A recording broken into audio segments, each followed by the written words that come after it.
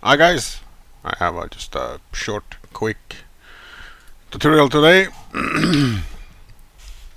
um, a nice feature in Fusion 360 is the ability to uh, use distant to object to sort of extrude from one place to another.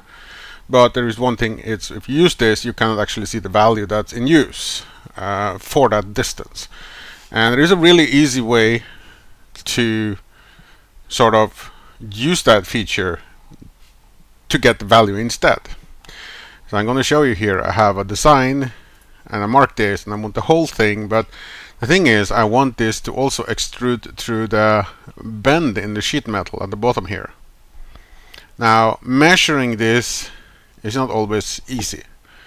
So the easiest way is to do an extrude and then do a distance to object, and then you can select the seam, the inner seam of the bend here.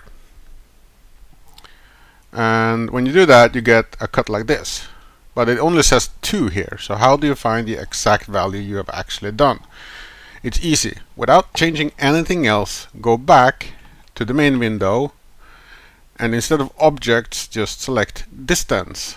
And then you will see that the exact distance you have extruded is minus 2.5 millimeters. And then you can press OK. Voila!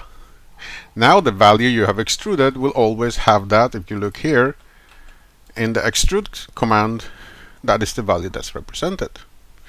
So that is how you easily can change a distance value to object back to a distance value in Fusion 360. If you are curious on how to do it without actually having to write down the value and then paste it back in. So Fusion 360, genius. Thank you.